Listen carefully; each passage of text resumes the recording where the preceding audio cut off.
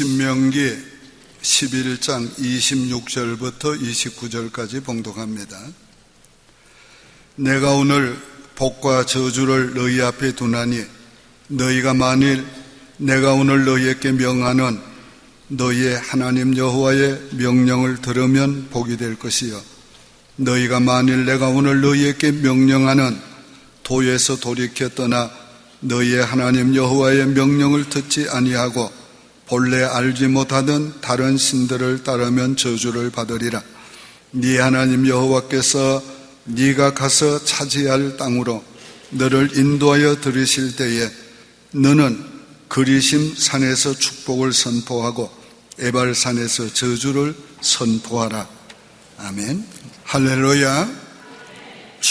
축복의 길로 갑시다. 하나님께서 내가 너희 앞에 축복과 저주를 둔다고 했습니다. 이 말씀은 축복과 저주를 선택하라는 것입니다. 우리가 축복을 선택하면 복을 받고 저주를 선택하면 저주 받는다는 것입니다. 오늘 우리는 축복의 길을 가야 합니다. 이 말씀은 오늘 우리에게 주시는 말씀입니다. 이스라엘 백성은 오늘 하나님의 백성의 모형이었습니다. 출애굽은 바로 세상에서 불러냄을 받은 우리들에 대한 구원받은 성도에 대한 표상이었고, 그리고 광야의 생활은 구원받은 하나님의 백성들의 신앙생활의 연단을 가리키고, 가나안 땅은 구원받은 사람들이 하나님의 기업을 누리느냐 누리지 못하느냐는 삶의 문제인 것입니다. 하나님께서는 이 말씀을 통해서 여러분 앞에 축복과 저주를 두셨다는 것을 말씀하고, 그리고 둘 중에 하나를 선택하라고 말씀하고 있습니다. 축복을 선택하기 위해서는 중요한 단서가 있습니다. 하나님의 명령을 순종해야 합니다. 하나님의 명령을 순종하면 복을 주시고, 하나님의 명령을 거역하면 저주하신다고 했습니다. 축복의 길은 하나님의 명령을 지키는 길입니다. 1절에 그런 정리 하나님 여호와를 사랑하여 그가 주신 책무와 법도와 규례와 명령을 지키라 그랬습니다. 오늘 축복의 길은 하나님의 명령을 지키는 길입니다. 어떤 명령을 지키라고 했습니까? 책무와 법도와 규례와 명령이라고 했습니다. 여기에 책무는 그들에게 주신 직임을 가리키는 것입니다. 하나님께서 주신 직임은 이 세상에 누구에게서 받은 것보다도 하나님의 권위 있는, 하나님의 권위로 주신 직책이고, 그건 존귀한 직책이고, 그것은 참으로 이 세상에서 그 무엇보다도 우리가 지켜야 될 직무인 것입니다. 저와 여러분은 다 크든지 적든지 하나님의 직무를 맡은 사람들입니다. 우리가 이 직무를 잘 해야 축복의 길을 가게 됩니다.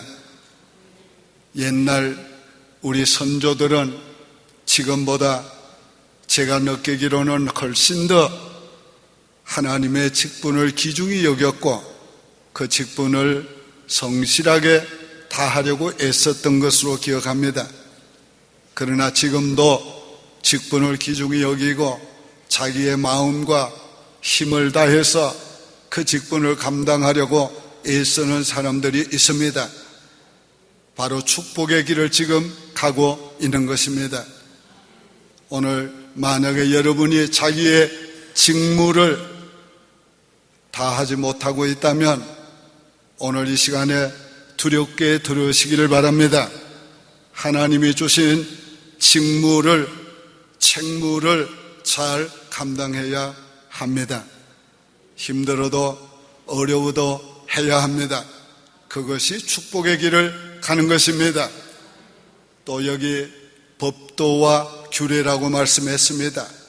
법도는 율법을 가리킨 것이고 규례는 그 율법을 잘 지키도록 만든 세부 사항입니다. 오늘 하나님의 율법은 영원한 우리의 삶의 표준입니다. 하나님의 율법은 우리로 하여금 전적인 죄인임을 깨닫게 하고 죄에 대해서 무능한 자임을 깨닫게 하고 우리를 예수 그리스도께로 인도하는 위해서 주신 말씀입니다. 뿐만 아니라 이 말씀은 영원한 하나님의 백성들의 삶의 표준입니다. 이 표준대로 살면 행복하게 되고 이 표준대로 살면 복을 받게 되는 것입니다. 여기에 모든 명령은 하나님이 그때그때 주시는 명령을 가리킵니다. 그래서 모든 명령이라고 한 것입니다. 하나님은 때때로 우리에게 명령해 주십니다. 말씀을 통해 명령해 주십니다. 성령의 깨달음과 감동을 통해서 명령해 주십니다. 자, 하나님께서 이렇게 우리에게 명령하시고 율법과 규례를 지키라고 하신 것은 왜 그렇게 하셨습니까? 신명기 10장 13절 한번 다 같이 읽어볼까요? 네가 오늘날 네 행복을 위하여 네게 명하는 여호와의 명령과 규례를 지킬 것이 아니냐. 이것은 우리에게 짐을 지우는 것이 아닙니다. 우리의 행복을 위해서 주신 것입니다. 우리의 축복을 위해서 주신 것입니다. 그래서 모든 율법에는 하나님의 축복이 약속되어 있습니다. 율법을 기쁨으로 지키시기를 바랍니다. 성령께서 깨닫게 하시고 그때그때 알게 하시는 대로 순종하시기 바랍니다. 바치라고 할 때에 하나님이 축복하시기 위하심을 기억하시기를 바랍니다. 누구를 도우라고 하실 때에 하나님께서 축복하기 위한 것입니다. 누구를 사랑하라고 할 때, 용서하라고 할 때에 하나님이 우리 행복을 위해서 하시는 명령입니다.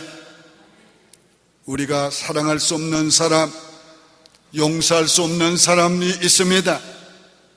인간적으로 비록 어렵지라도 하나님의 말씀에 순종해서 사랑하고 용서하면 아픔과 그 고통을 통해서 우리 자아가 깨어집니다. 그리고 우리가 좀 더 영적으로 성숙해지는 것입니다.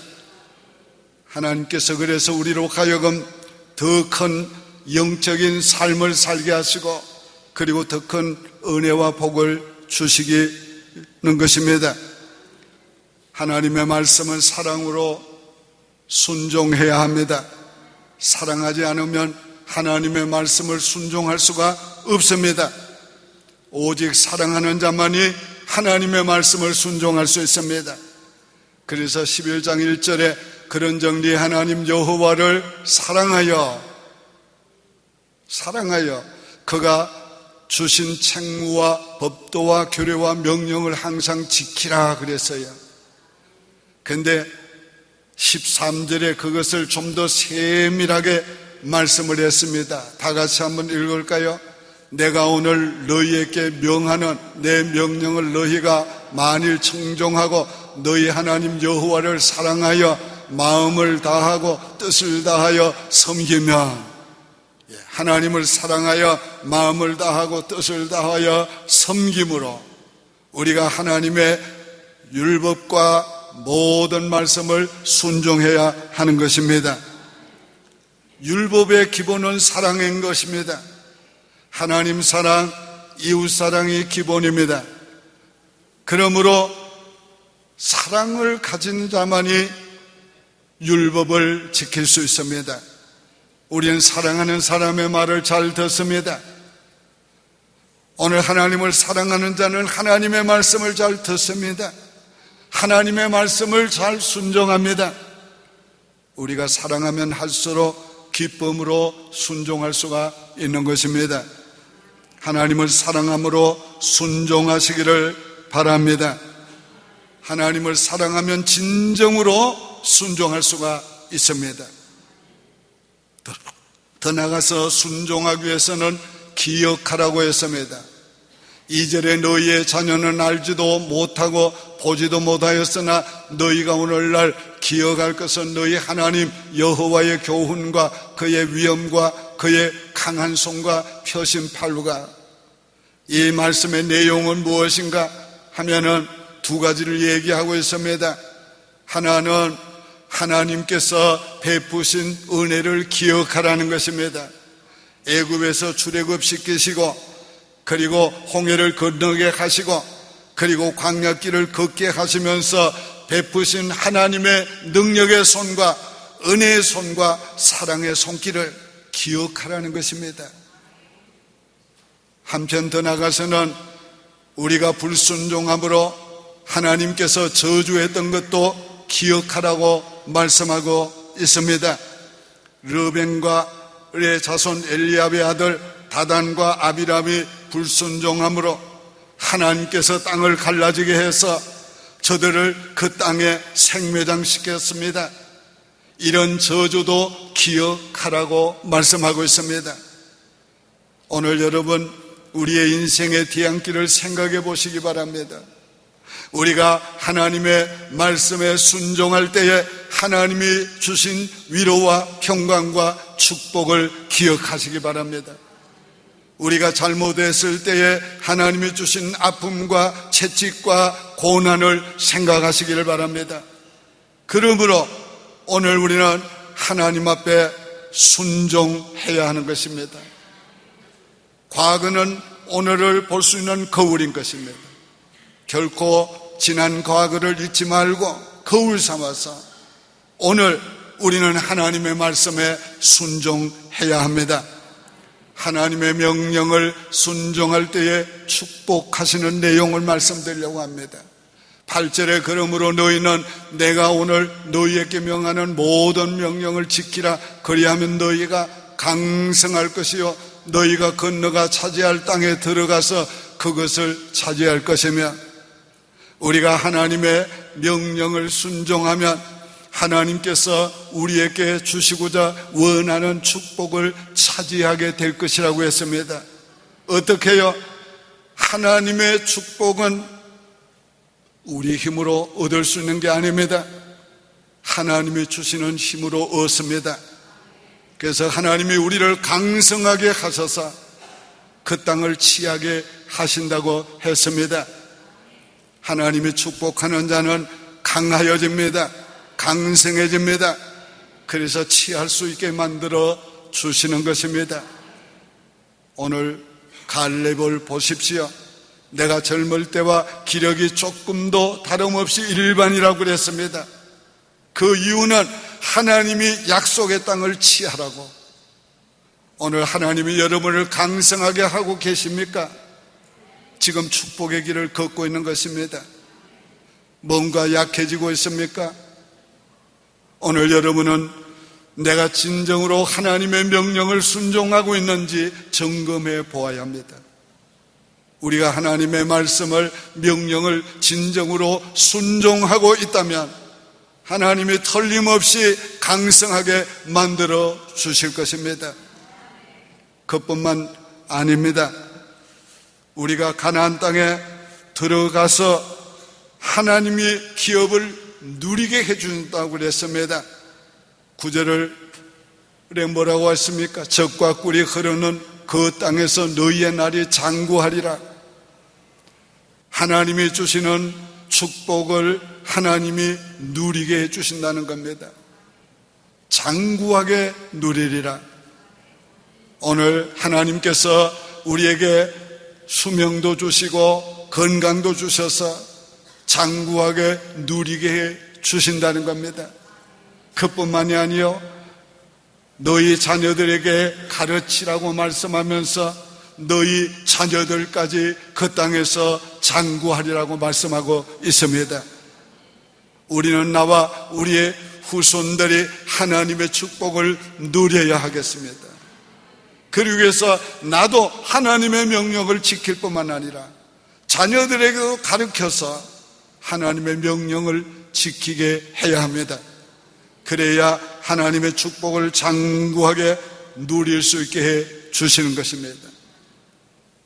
또한 하나님이 주시는 기업을 돌보아 주신다고 말씀하고 있습니다.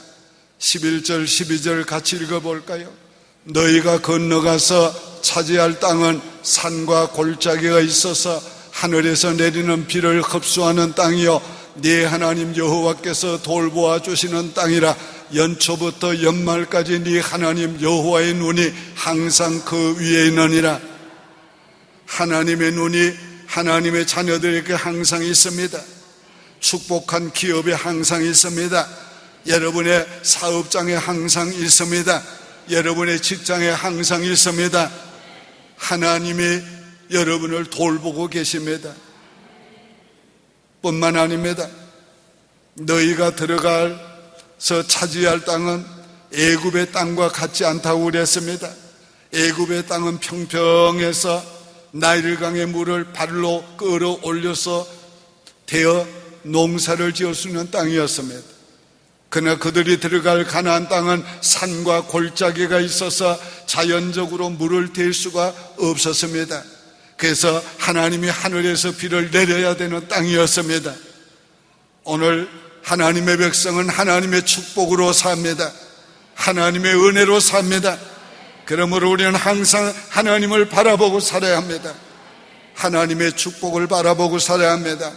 하나님이 하늘 창고를 열어주시기를 사모하며 살아야 합니다. 그런데 하나님의 말씀을 청종하면 하나님께서 이른 비와 늦은 비를 주시겠다고 했습니다. 이른 비는 씨를 뿌릴 때 싹을 나게 하는 비요, 늦은 비는 추수 전에 열매를 물어있게 하는 비입니다. 하나님께서 하나님의 명령을 순종하는 자들에게 때를 따라 돕는 은혜를 오늘도 주십니다. 하나님께서 주시는 때를 따라 돕는 은혜를 날마다 받으면서 오늘 우리는 메마른 땅이라도 어려운 인생길이라도 하나님의 주시는 은혜로 넉넉히 축복의 삶을 살아갈 수가 있습니다. 저주의 길은 하나님을 떠나는 것입니다. 그래서 16절 17절에 이렇게 말씀했습니다. 한번 같이 읽을까요? 너희는 스스로 삼가라. 두렵건대 마음이 미혹되어 돌이켜 다른 신들을 섬기며 그것에 절함으로 여호와께서 너희에게 진노하사 하늘을 닫아 비를 내리지 아니하며 땅이 소산을 내지 않게 하심으로 너희가 여호와께서 주신 아름다운 땅에서 속히 멸망할까 하노라. 오늘 우리가 하나님을 떠나서 우상을 섬기고 다른 신을 섬기게 될까봐 삼가 조심해야 합니다. 여기에 삼가 조심하라고 하면서 두 가지 말씀을 하고 있습니다.